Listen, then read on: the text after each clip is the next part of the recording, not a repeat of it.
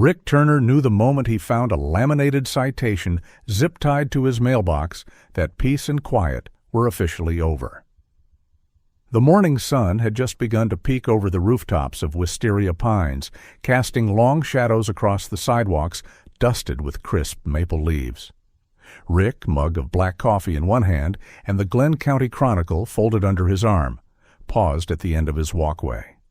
He bent slightly, the ache in his knees reminding him it was no longer 1985, and plucked the laminated card from the silver mailbox his wife had painted over a decade ago. It read, Section 2B Violation. Mailbox improperly positioned, 2.3 inches below standard HOA height. Compliance required within 48 hours. He squinted at the signature at the bottom, K. Holstead, with a tiny gold star sticker placed next to the name. Rick turned the card over. The back was an old business card for a local lawn service, complete with smudged ink and a faint grease stain near the corner. He let out a slow exhale, barely audible above the sound of dry leaves rustling along the curb. "Well," he murmured, slipping the citation into the back pocket of his jeans. That didn't take long. The night before, his son had returned from college, all denim jacket and sarcasm, tossing his duffel on the porch and declaring the town creepily perfect. Rick had just smiled, handed him a warm slice of pecan pie from Maple Diner, and said, "Give it a day." Now the day had arrived. Inside, the coffee pot hissed softly as the last few drops brewed. The kitchen still smelled faintly of cinnamon from the slice Rick had reheated earlier. He topped off his mug and headed to the front porch, settling into his usual spot on the worn-out rocker. Across the street, Old Man Foster adjusted a scarecrow in his yard. A few houses down, Mrs. Weller swept her porch in rhythmic strokes, her radio crackling softly with morning gospel. The town, on the surface, was calm, but the air felt off, too uniform, too still. His son stepped outside, stretching and rubbing sleep from his eyes. "Did someone stick something on my windshield?" he asked, holding up a folded slip of paper. "It's written on the back of a Maple Diner receipt." Rick took the paper and read the scrawl in red ink. "No overnight parking. Violation pending review. Section 4.7. He chuckled under his breath. Guess Karen made her rounds early. "Who's Karen?" his son asked. Rick took a sip of coffee and replied, "The clipboard queen." A few minutes later, as the sun warmed the tops of the hedges, the familiar buzz of electric wheels echoed from down the street. A beige golf cart, outfitted with reflective tape and a plastic orange beacon, turned onto their block. At the helm sat Karen Holstead, posture rigid, eyes hidden behind mirrored aviators, and a laminated badge swinging around her neck. She pulled to a halt at the base of Rick's driveway. Karen stepped out, her sneakers pristine, clipboard in hand, and a bright pink measuring tape clipped to her belt. She walked with purpose, glancing briefly at the house before marching toward Rick. "Mr. Turner," she began, her voice clipped, "you've received an initial citation regarding your mailbox. Upon further inspection, I've noted 3 additional violations."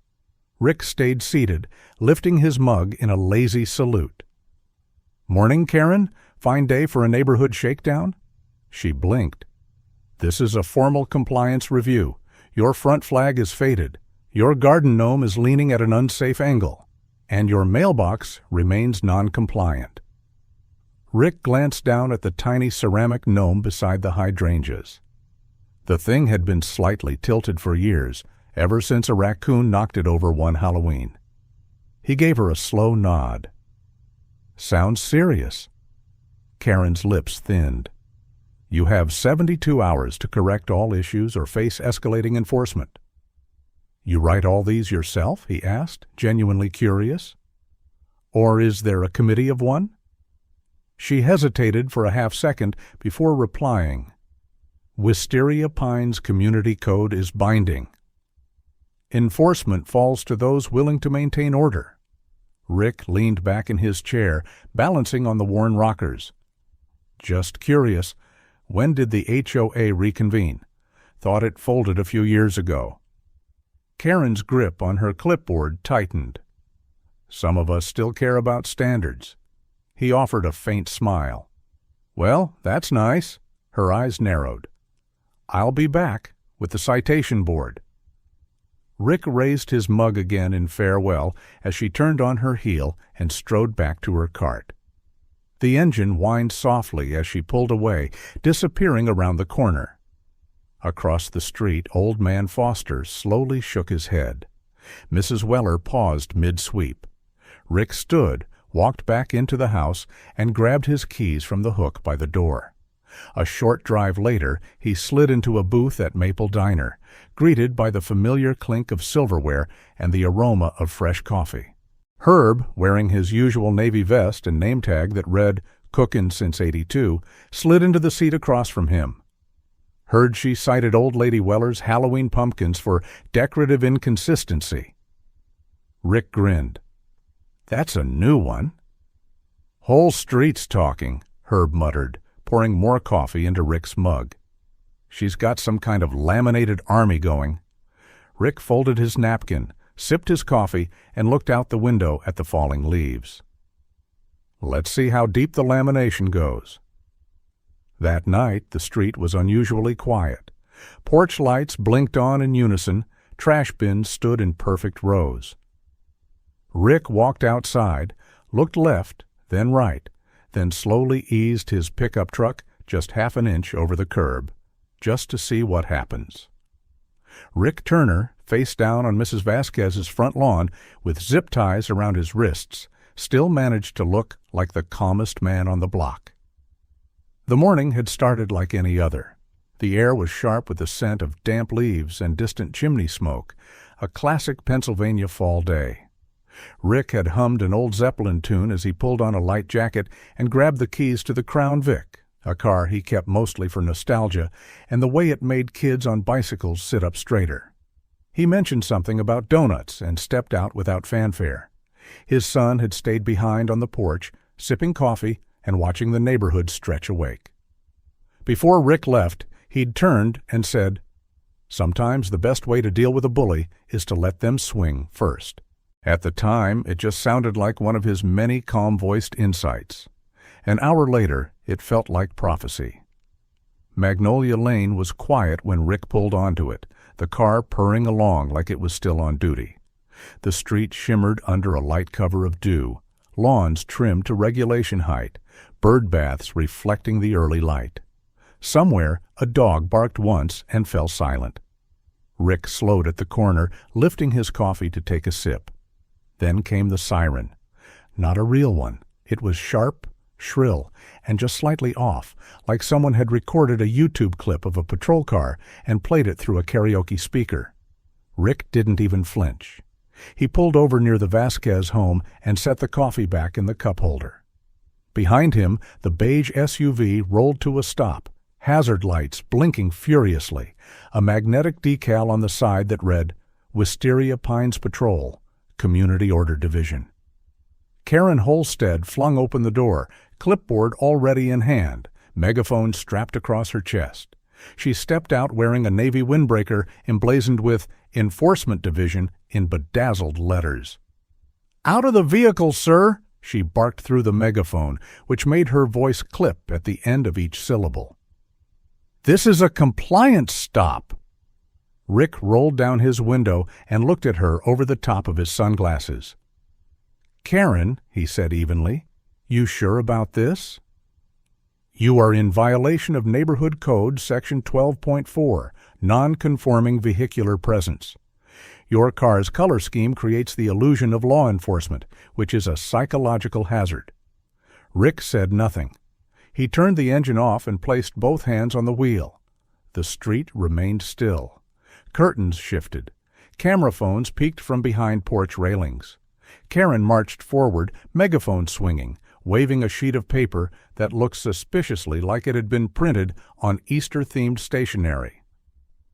I am authorized under the HOA Emergency Measures Clause to detain non-compliant vehicles and their operators until order is restored."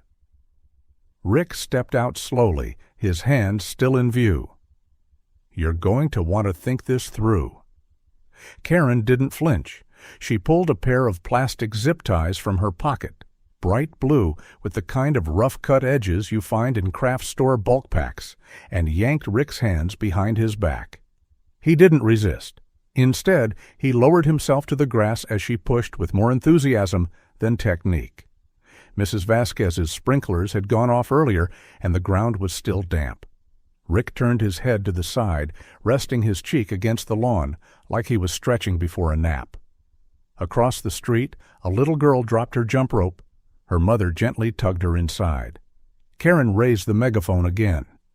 "Command Center, subject is secured, requesting verification and backup." A crackled voice replied, clearly Greg, her husband, his voice barely hiding embarrassment. "Copy that. Standing by." He was seated at the end of the block, wearing a folding chair like a uniform, clutching a walkie-talkie like it might grant him invisibility. That's when the real siren arrived. Deputy Danny Martinez rolled up in her cruiser, window down, eyes narrowed. She parked with a slow deliberation and stepped out, one hand resting on her hip, the other carrying a utility knife. Her gaze moved from Rick, still calmly lying face down, to Karen, who was now straightening her badge and squaring her shoulders. "Backup has arrived!" Karen shouted triumphantly, pointing toward Danny. "Officer Martinez, this man is a threat to community harmony." Danny blinked once. She looked at Rick, the zip ties, the laminated badge. Then she exhaled like someone who had seen this play out in a dream they hoped wouldn't come true. "Karen," she said, voice low but clear, "what the hell is going on here?" Karen launched into a tirade. Violations, threats to cohesion, non-compliance, disrespect for lawn codes. She thrust forward the pastel notice. "He refused to adjust his gnome and continues to operate a law-themed vehicle without aesthetic clearance." Danny approached, crouched, and cut the zip ties from Rick's wrists with a clean motion. He sat up slowly, dusting grass from his sleeves. "Karen," Danny said, straightening to full height, "that man trains the police academy. You zip-tied the sheriff who taught me everything I know." The air went still. Greg looked down at the sidewalk. Karen opened her mouth, then closed it. Danny turned to Rick. "You all right?" Rick rotated his shoulder. "Nothing worse than that turkey shoot back in '99. Then came the sound every HOA tyrant fears, the soft ding of an iPhone recording. Mrs. Vasquez's grandson had caught the whole thing. By that evening, the video had made its way through neighborhood chats and over to Facebook. By sundown, someone had added dramatic music and slow zooms. Karen's voice, screeching, "You are in violation of psychological harmony," had already become a meme. Rick didn't seem fazed. That night, as the two of them sat on the porch and watched porch lights click on in perfect timing like soldiers in a drill, he took a sip of his decaf and said quietly, "She's not retreating. She's regrouping." Flyers appeared overnight. Neighborhood Harmony Task Force, RSVP required. Dress code, business casual or higher. They were tucked under doormats, slipped into mailboxes, and taped carefully to the backs of neighborhood watch signs. Each flyer was printed on thick, ivory cardstock, complete with embossed borders and a watermark of an eagle perched on a picket fence. The font was oversized and formal, the kind you'd expect on a wedding invitation, except instead of names and dates, it was full of bolded phrases like mandatory order orientation and cohesion protocol overview. Rick spotted one fluttering from the corner of his porch railing as he sipped his morning coffee. He didn't bother reading it in full. "The ladies forming a cult," he muttered, to no one in particular, then folded the flyer and slipped it into the stack of yesterday's mail like it was junk from a lawn care company. But I couldn't help myself. There was something about the whole thing, the silence after the zip tie incident, the way porch lights flicked on at the exact same time every night, how trash bins now stood in perfectly symmetrical rows like soldiers in formation. Karen hadn't disappeared. She was planning. Her silence was the kind that built tension, not peace. So I RSV'd. Used a burner email and the name Josh Cranston, a made-up insurance adjuster from Scranton who wore khakis and spoke in vague affirmations. Karen responded in under 10 minutes with a time, a location, and a reminder. Dress code enforced. Business casual or higher. The meeting was in the basement of the community center, the same building where kids used to make Thanksgiving crafts and seniors played bridge on Thursday afternoons. I didn't even know the place had a basement until that night. 2 men in navy polos stood guard outside the entrance, arms crossed, each with an earpiece and a walkie-talkie. One held a binder labeled verification log. I gave my fake name. He checked a box and nodded. Inside, the lights were dim. A projector screen glowed faintly at the front of the room. Folding chairs had been arranged in a semicircle, each with a copy of the agenda placed neatly on the seat. Karen stood near the screen in a tailored navy blazer, her badge clipped to her lapel, a laser pointer dangling from one wrist. Greg sat to her left, arms crossed, eyes fixed on the floor. He looked like a man trying to remember if he'd left the oven on or just wanted an excuse to go home. 15 people filled the seats. Some wore slacks and button-ups. Others looked like they'd been dragged in by guilt or promises of favor. No one spoke. The hum of the projector was the only sound until Karen cleared her throat. "Welcome," she began, "to the reawakening of order." The first slide flashed onto the screen. Operation Order Restored. A dramatic serif font over a backdrop of a pristine lawn. She clicked to the next, a chart titled Visual Threat Ratings, complete with color-coded bars measuring everything from fence tilt to male flag aggression. I watched the room. A woman in the back adjusted her pearl necklace.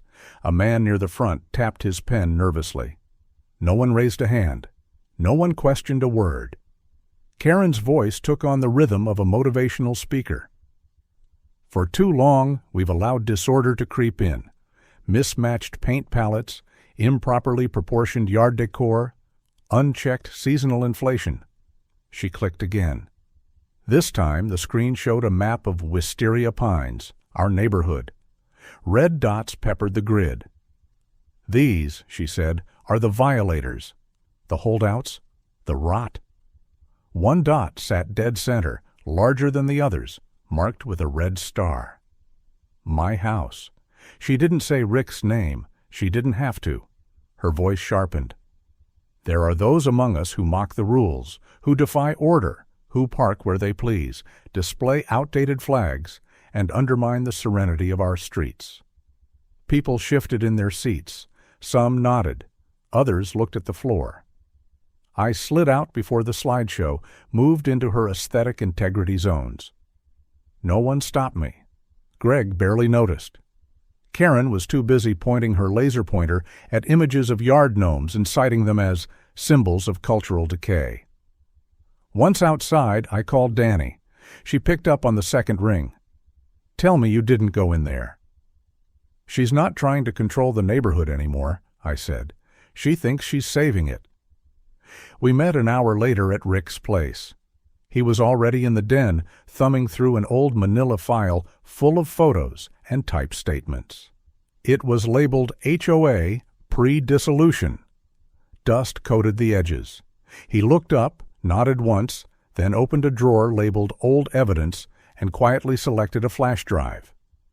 "Let's give her the stage," he said. The clubhouse was dressed like a 4th of July parade, but no one felt like celebrating, especially not with Karen wearing a tiara and fog machine in tow.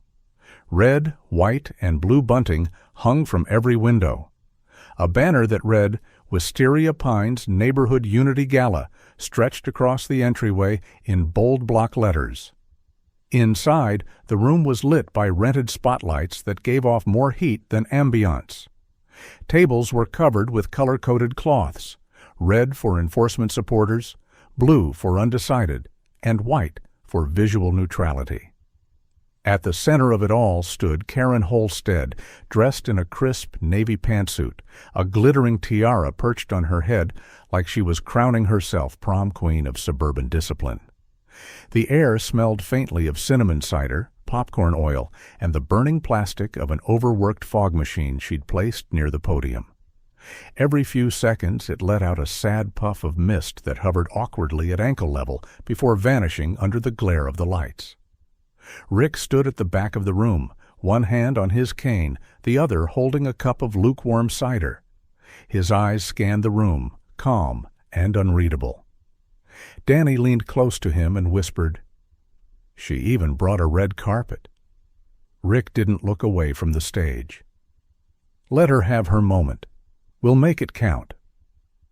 Greg Holstead stood 2 feet from the podium, dressed in a blazer that didn't quite fit and a forced smile that barely masked his dread. His hands trembled slightly as he adjusted the cord of the projector. Across the room, neighbors filled the folding chairs. Some held plates of finger foods, others clutched sparkling water in branded plastic cups that read, "Harmony through compliance." Several had their phones out, recording from the moment they walked in. Karen tapped the mic twice, her voice booming through the speakers. "Ladies and gentlemen of Wisteria Pines, welcome to a night of celebration, transformation, and recognition of the values that keep our community beautiful, orderly, and free from chaos." No one clapped. She continued anyway. "Tonight, we honor those who stand for clarity, for clean lines, for quiet streets. And I am proud to accept the first ever Neighborhood Heroism Medal."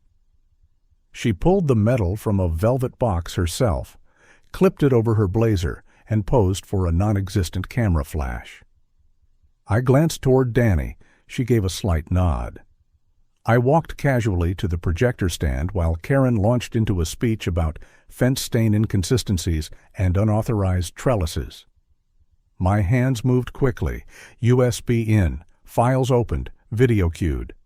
Karen was so absorbed in her speech she barely noticed when the lights dimmed slightly and the projector screen flickered to life. Danny raised her hand. "Karen?" she called sweetly. "Quick question. What's the HOA policy on untreated cedar fencing?" Karen lit up. "Ah, excellent point. Section 3.9.3 clearly states—" Behind her, the screen glowed bright. The first frame froze on Karen's windbreaker, zoomed in to show her fake badge reflecting the morning light. Then came the video.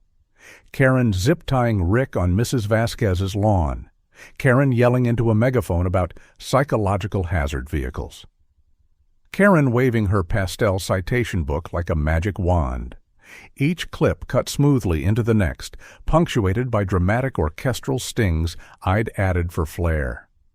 The footage slowed for key moments, her lunging toward Rick, shouting about lawn gnomes, pointing at children's chalk drawings with horror. Gasps rose around the room. Someone whispered, "Oh my God." Another neighbor covered her mouth. A couple by the snack table exchanged glances and began quietly backing toward the exit. Then came the title card, "Suburbia's Most Wanted." Freeze frame, Karen, mid-shout, badge in hand, wild-eyed. Karen turned mid-sentence. The footage looped behind her. She blinked. What is this?" She lunged for the projector, but Danny stepped forward and gently placed a hand on her shoulder. "Let it finish," she said quietly. "Transparency is important." Rick remained seated, his eyes fixed on the screen, face unreadable. The last clip faded out with Karen screaming, "I am the law!" while Greg sat silently in the background, his expression a mix of disbelief and deep personal regret. When the lights came back up, no one spoke at first. Then someone clapped, hesitant, soft. A second joined. then silence again. Karen stepped forward and grabbed the mic with both hands. Her voice shook, but not from embarrassment. That, she said, was a dramatization. But the real threat? Still among us? A handwritten envelope appeared on Rick's door the next morning. Inside, a summons from the Neighborhood Code Review Committee. The paper was thick, cream-colored, and smelled faintly of printer ink and lavender. The seal was hand-drawn in blue pen, an eagle clutching a ruler and clipboard, and beneath it, in blocky capital letters, "Read, you are hereby summoned to appear before the Neighborhood Code Review Committee for violations against community harmony." It bore no date, no official insignia, and no return address. But Rick recognized the handwriting immediately. He turned the envelope over once, twice, then placed it gently on the kitchen table. "If she wants a trial," he said to his son without looking up, "she's getting one." That afternoon, Rick pulled down the old wooden box labeled HOA: pre-dissolution from the hallway closet. Inside were meeting minutes, stamped documents, original community charters, the paperwork equivalent of silver bullets. He spent the next hour in the den, highlighting, sticky noting, flipping pages with quiet precision. The jacket he chose for the occasion was a worn leather one with his old sheriff patch sewn into the inside lining. He buttoned it slowly, methodically, as though the uniform still meant something in this new theater of suburban justice. When he arrived at the clubhouse, the transformation was already complete. Blackout curtains covered the windows, and the fluorescent lights overhead had been replaced with dim amber bulbs that flickered slightly. 6 folding chairs faced forward in a neat row, each one labeled Committee Juror. Karen stood behind a podium, actually a stack of milk crates covered in black cloth, with a plastic gavel resting on a dinner plate in front of her. Greg sat nearby, visibly wilted in a chair one size too small, his eyes darting between Karen and the door. Danny leaned against the back wall, arms crossed, silent. The narrator, his phone already recording, slid into a corner seat and stayed quiet. The room was full now, more neighbors than before. Some held printed flyers from the gala. Others just wore expressions of tired curiosity, waiting to see what new chapter this strange saga would offer. Karen banged the gavel once. It made a dull thud against porcelain. "This tribunal is now in session," she announced. "We are here to assess the violations of one Rick Turner, namely vehicular intimidation, aesthetic disruption, and inciting neighborhood unrest." Rick didn't speak. He simply reached into his folder and placed a copy of the original HOA charter on the table in front of him. The HOA was legally dissolved 5 years ago. No vote has been held to reinstate it, which means none of the citations you've issued are valid. Karen's eyes narrowed. That document is outdated. He flipped the page. It's notarized and signed by the last official board president. There was a stir in the juror row, nervous shuffling of feet, a cough. Karen pressed on. "Mr. Turner has undermined the visual unity of this neighborhood. His Crown Vic is a provocation, his mailbox a hazard, his presence a disruption." Rick waited, then calmly lifted another sheet. "This is a forged citation, signed by a non-existent deputy compliance officer. Printed on stationery from a cat-themed Etsy shop." Greg flinched. Rick continued. "Here's testimony from 3 residents who were threatened with fines unless they repainted their homes or moved their cars. None of them were violations of anything still on the books." Karen's fingers gripped the edges of her podium. "These are dangerous accusations." A voice rose from the juror row. "Is it true, Greg?" All heads turned. Greg stood slowly. His voice trembled, but his words came clear. "She forged the bylaws. She wrote fake notices. The security shirts came from eBay. I didn't want to embarrass her, but she's been threatening people, pushing too far, and I can't keep quiet anymore." The room fell into stunned silence. Then another neighbor stood. She threatened to report me to code enforcement for putting up Christmas lights before Thanksgiving. A second voice followed. She said I couldn't leave my trash bin out past 10:15 a.m. Karen's lips parted, but no words came. Her hand hovered over the gavel. That's when Danny stepped forward. She walked calmly to the front of the room, pulled a folded document from her jacket, and placed it gently on the table. "This is an official statement from the Glenn County Sheriff's Office," she said. "Based on the events of the past week and the video evidence collected, we are prepared to pursue charges of impersonating law enforcement, unlawful detainment, and coercion." She paused, eyes locked with Karen's.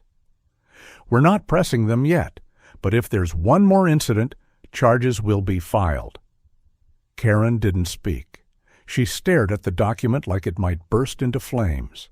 Then, without a word, she reached for her gavel. She clenched it tightly, holding it over the plate for a heartbeat too long. And then she lowered it. She turned, walked down the aisle between the folding chairs, and exited through the back hallway. No speech, no glance back. Just the soft scuff of her shoes on linoleum and the faint clink of the tiara tucked under her arm. The gnomes came back first, quietly, defiantly, one by one across the front lawns. They appeared like tiny sentinels reclaiming their watch. Some perched beneath mailboxes, others tucked beside flower beds or seated atop garden stones, still warm from the midday sun. No one spoke about them, no flyers were passed, no announcements made. They just showed up, tilted slightly, as if even ceramic knew not to take itself too seriously. It was mid-November in Wisteria Pines. The golden phase of fall had set in. Leaves blanketed sidewalks and gutters in crunchy layers, swirling when the wind caught them just right. Porch swings creaked again, radios buzzed softly with oldies. And at Maple Diner, the special that week was sweet potato pie and spiced coffee, served with free refills and a knowing smile. Rick sat in his usual booth by the window, the one where sunlight filtered through just enough to warm the table, but not the seat. Across from him sat Greg Holstead, hands stained with wood glue and a birdhouse in his lap. It was painted barn red, with a small plaque on the side that read, "Thanks for standing tall." "I figured it was time I built something real," Greg said, voice low but steady. Rick didn't say much. He nodded once and sipped his coffee. Back on Maple Lane, things were shifting, not in sweeping declarations or dramatic speeches, but in the small, quiet ways that mattered most. Trash bins began to appear askew again, some left overnight without consequence.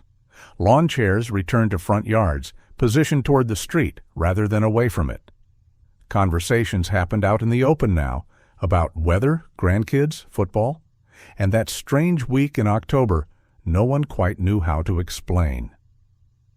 Danny and I walked past Mrs. Weller's place just as she was hanging a new wreath on her door. She waved, smiled, and offered us spiced cookies wrapped in wax paper. "We're doing Thanksgiving potluck again this year," she said. "Rick's bringing green beans. He just doesn't know it yet." Down the block, Rick sat on his porch in a flannel shirt and jeans, one leg crossed over the other, a cup of black coffee balanced on the armrest. He nodded at every neighbor who passed. Some waved, others stopped to chat.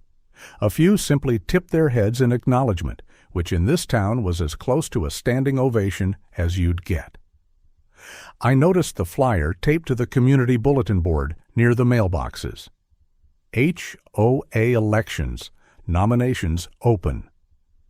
Karen's name had been printed in bold, but someone had neatly crossed it out in red ink. Below it, someone else had scribbled, "Write in, literally anyone else." We didn't see much of Karen after the tribunal. Someone said they spotted her walking her dog 3 towns over, in oversized sunglasses and a hoodie pulled too tight. Another neighbor swore she was trying to start a new committee at her sister's housing complex. But around here, she had gone silent, and no one rushed to fill the void. Greg was now helping Mr. Foster fix his fence, one post at a time, no ruler involved. He'd even been invited to join the Thursday afternoon bridge game, though he mostly sat and watched for now. Later that week, Danny and I took a slow walk through the neighborhood. Rick joined us halfway, pointing out a new batch of mismatched tulips someone had planted too early, and a crooked mailbox someone had finally decided not to fix.